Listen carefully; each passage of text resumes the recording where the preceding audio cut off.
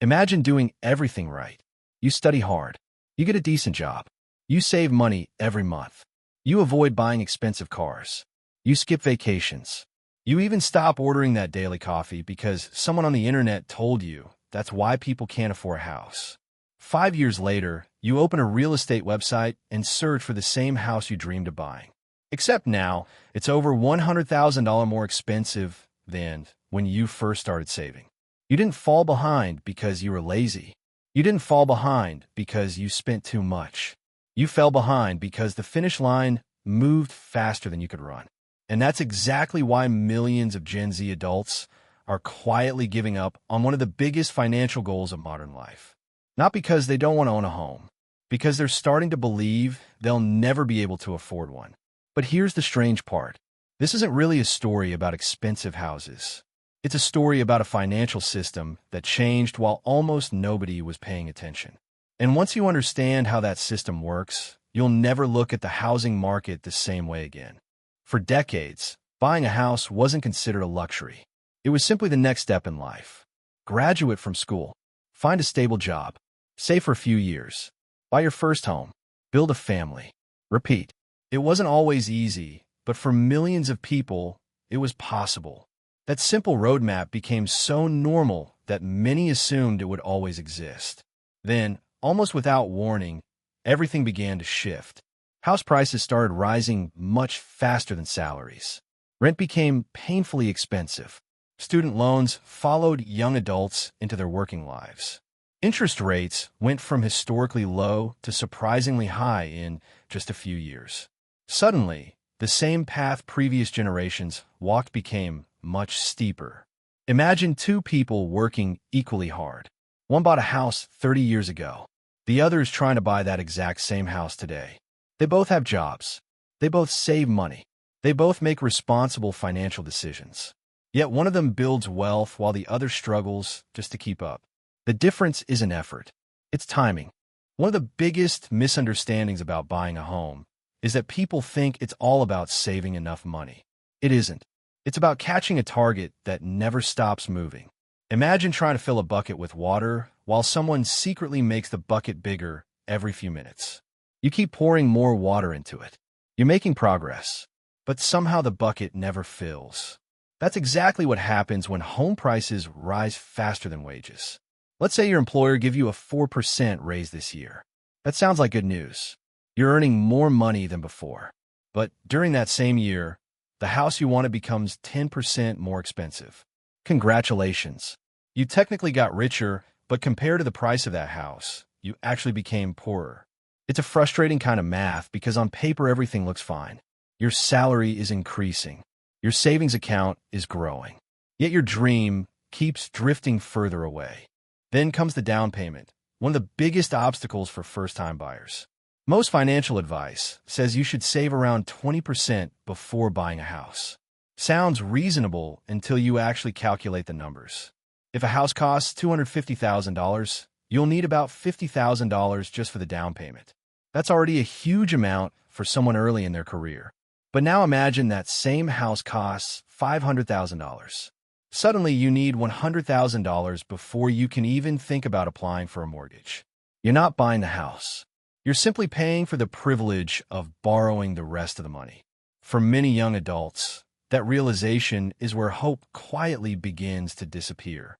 Saving 5 figures is difficult. Saving 6 figures while paying modern rent feels almost impossible. Speaking of rent, it has become one of the biggest reasons so many people feel financially trapped. Imagine paying $2,000 every month just to have a place to live. That's $24,000 every year. Stay there for 5 years, and you've spent $120,000. That's enough money to cover a massive down payment in many parts of the world. But unlike mortgage payments, rent doesn't build ownership. It simply buys another month under someone else's roof.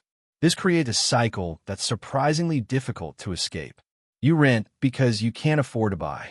But paying rent makes it harder to save enough money to eventually buy. It's like running on a treadmill. You're constantly moving.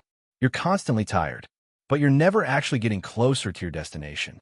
Then came another twist that made everything even harder. Interest rates. For years, borrowing money was incredibly cheap. Banks offered mortgages with very low interest rates, allowing people to borrow larger amounts while keeping monthly payments manageable. More people suddenly had the ability to buy homes. That extra demand pushed prices even higher. Then inflation surged. Central banks around the world responded by raising interest rates to slow the economy. Overnight, mortgages became dramatically more expensive. Here's the strange part. Even if house prices stayed exactly the same, monthly mortgage payments could still jump by hundreds or even thousands of dollars simply because borrowing money became more expensive. Imagine two neighbors buying identical houses. One secures a mortgage at 3% interest. The other buys just a few years later at 7%. They own the same house on the same street. Yet one pays dramatically more every single month. Sometimes, timing changes your financial future more than your paycheck does. But perhaps the biggest change happened quietly over many decades. Houses stopped being just places where families lived. They became investment assets. That sounds harmless at first, but it completely changes the game. Once people believe houses will always become more valuable over time, buying one isn't just about having somewhere to sleep. It's about growing wealth. That belief attracts more buyers. Investors purchase second homes. Some buy third or fourth properties. Large investment firms buy entire neighborhoods because they see houses as long-term financial assets rather than simply places for people to live. Every additional buyer increases competition. And when demand rises faster than supply, prices almost always follow. Ironically, houses became more expensive because so many people believed they would become more expensive. It's a cycle that feeds itself. Meanwhile, building enough new homes hasn't been nearly as simple as many people assume. You can't just decide to build thousands of houses overnight.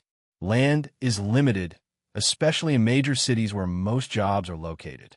Construction materials become more expensive. Skilled workers are harder to find. Government approvals can take years.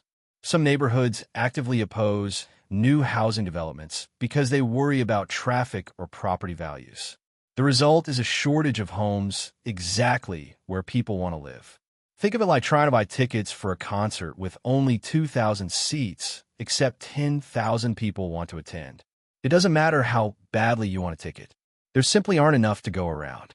Housing works in much the same way, except the stakes are far higher than missing a concert. This has created one of the biggest financial divides between generations. Many older homeowners watched the value of their houses rise dramatically over the years. Some earned hundreds of thousands of dollars simply because they bought at the right time. They didn't renovate every room. They didn't invent a revolutionary business. They simply owned property while prices climbed. Meanwhile, many younger adults are watching the cost of entering the market rise just as quickly. One generation's biggest asset has quietly become another generation's biggest obstacle. That's not about blaming anyone. It's simply the result of how the system evolved over time. But it does mean two people can work equally hard and experience completely different financial outcomes based largely on when they were born. As a result, many members of Gen Z aren't necessarily abandoning the dream of homeownership forever. They're redefining what financial success looks like. Some are moving to smaller cities where houses remain relatively affordable. Others continue renting while investing their savings into stocks or retirement accounts instead. Some delay buying until much later in life. Others decide that the flexibility of renting is worth more than the pressure of owning a home. For previous generations, renting was often seen as a temporary stage before buying. For many young adults today, renting is becoming a long-term reality. Not because it's always the better choice, but because it often feels like the only practical one. And that's where the biggest irony appears. The more people give up on buying homes, the more people remain renters. More renters increase demand for rental properties. Higher demand often leads to higher rents. Higher rents make it even harder to save for a future down payment. The cycle keeps reinforcing itself. That's why the story isn't really about houses at all. It's about wealth. It's about opportunity. It's about what happens when one of the most reliable ways of building long-term financial security slowly moves out of reach for an entire generation. Because if owning a home is no longer the foundation of the middle-class dream, then what replaces it? And if millions of young adults are asking themselves that exact question at the same time, perhaps the bigger story isn't about Gen Z giving up on buying houses. Perhaps it's about the future of the economy itself.